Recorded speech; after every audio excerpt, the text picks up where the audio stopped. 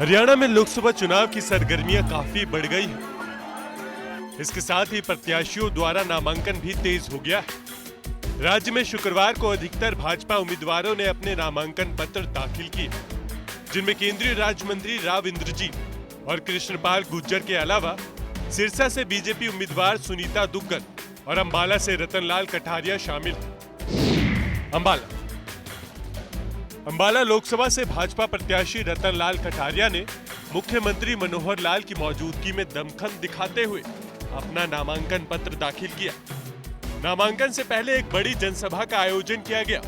जनसभा को संबोधित करने के बाद मुख्यमंत्री कटारिया के रोड शो में भी शामिल हुए और बड़े काफिले के साथ नामांकन पत्र दाखिल करने पहुंचे। इसके बाद मीडिया से बात करते हुए मुख्यमंत्री ने कहा कि आज हरियाणा के 5 प्रत्याशियों ने नामांकन दाखिल किए हैं। इसके बाद चुनाव प्रचार और तेज होगा।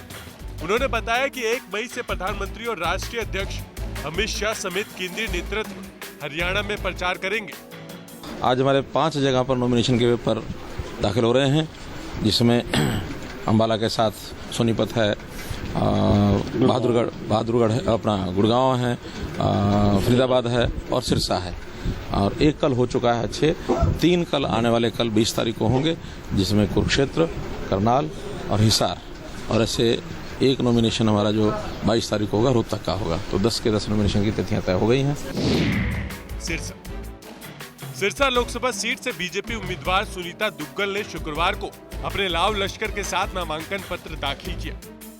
इस दौरान उनके साथ प्रदेश अध्यक्ष सुभाष बराला, प्रदेश के शिक्षा मंत्री रामविलास शर्मा, खाद्य मंत्री कर्णदेव काम्बोज, सामाजिक न्याय एवं अधिकारिता मंत्री कृष्ण बेदी और परिवहन मंत्री कृष्ण पवार भी मौजूद रहे। नामांकन दाखिल करने के बाद सुनीता दुग्गल ने खुले वाहन में रोड शो भी निकाला। बहुत ज़बरदस्त उत्साह जो है सिरसा की जनता में है, और आप ये देखिए कि इतना ही उत्साह जो है हमारे कार्यकर्ताओं में और हमारे नेताओं में है। आज 4 इतने स्तंभ जो हमारी भारतीय जनता पार्टी के सबसे सीनियर जो हमारे लीडर्स हैं वो नॉमिनेशन के लिए मेरे साथ आए हैं। मेरा परम सौभाग्य, हमारे प्रदेश अध्यक्ष जी, हमारे पूर्व के अध्यक्ष जी, इतने बड़े मंत्री लंबे चौड़े, हमारे रामविलास शर्मा जी, हमारे बेदी जी, कर्णदेव कंबोज जी, कृष्ण पवार जी, और जिला अध्यक्ष हमारे दोनों जिलों के, फतेहाबाद के भी और सिरसा के भी। तो बहुत ज़बरदस्त उत्साह जनता में है और जनता जो है अब की बार सिरसा में कमल का फूल जरूर खिलाएगी।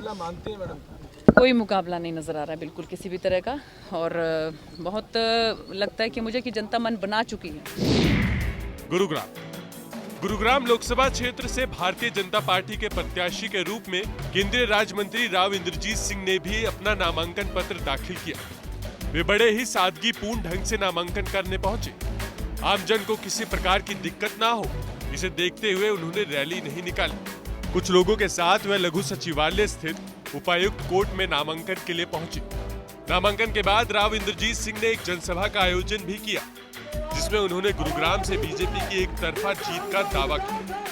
5 साल पहले जब नरेंद्र भाई मोदी हमारे देश के प्रधानमंत्री बने थे, तो उन्होंने कहा था कि हम अपनी पार्टी का और अपनी सरकार का रिपोर्ट कार्ड रोजाना नहीं देंगे, हर हफ्ते नहीं देंगे, हर महीने नहीं देंगे, हर साल नहीं देंगे। लेकिन 5 साल के बाद जब हम जनता के बीच वोट मांगने जाएंगे तो अपना रिपोर्ट कार्ड साथ लेकर के आएंगे, और अगर हमारा रिपोर्ट कार्ड सही हुआ तो जनता हमारा साथ देगी, जनता दोबारा से हमारे को सत्तासीन कर देगी। फरीदाबाद। शुक्रवार को ही फरीदाबाद लोकसभा सीट से बीजेपी के उम्मीदवार और केंद्रीय राज्य मंत्री कृष्णपाल गुर्जर ने भी अपना नामांकन पत्र दाखिल किया। इस दौरान उनके साथ राज्यसभा सांसद अनिल जैन और कुछ दूसरे नेता मौजूद रहे। नामांकन दाखिल करने के बाद अपनी जीत से आश्वस्त दिखाई दिए कृष्णपाल गुर्जर ने विपक्षियों पर जोरदार हमला बोला और कहा कि अब की जीत पिछली बार की जीत से ज्यादा बड़ी होगी और देश में अब की बार पहले के मुकाबले मोदी सरकार ज्यादा सीटों से जीतकर एक बार फिर देश में बीजेपी की सरकार बनाएगी। देखिए, मैं कहता हूँ ये जीत ऐसी होगी न भूतो न भविष्य हो, 7 लाख पहले कभी हुई न आगे। इस बार पूरी उम्मीद है ऐतिहासिक जीत फरीदाबाद में भारतीय जनता पार्टी को मिलेगी, और पहले 10 में थे, इस बार पहले 3-4 में आने का पक्का मुझे यकीन है। सोनीपत। सोनीपत लोकसभा क्षेत्र से भारतीय जनता पार्टी के रमेश चंद्र कौशिक ने अपना पर्चा दाखिल किया। इस दौरान उनके साथ बीजेपी के कई बड़े नेता समेत कैबिनेट मंत्री भी मौजूद रहे। इस दौरान हरियाणा के वित्त मंत्री कैप्टन अभिमन्यु ने विरोधी पार्टियों पर निशाना साधते हुए कहा कि सोनीपत के लिए कांग्रेस और जेजेपी के पास कोई उम्मीदवार नहीं है, विपक्ष के पास कोई मुद्दा नहीं है। नामांकन दाखिल किया है और कैप्टन साहब ने सारा डिटेल में बता भी दिया है कि आज माननीय प्रधानमंत्री नरेंद्र मोदी की पूरे देश में एक ज़बरदस्त हवा है। दूसरी पार्टियों के पास ना कोई नेता है, ना कोई नीति है और ना उनका कोई प्रोग्राम इस तरह का दिखाई दे रहा है। तो आज देश में और प्रदेश में भी हमारे सरकार ने ईमानदारी से प्रशासन चलाया है और दिया है और लोगों को दिखा दिया है कि अगर स्वच्छ प्रशासन दे सकती है भारतीय जनता पार्टी, चाहे केंद्रीय सरकार हो चाहे प्रदेश की।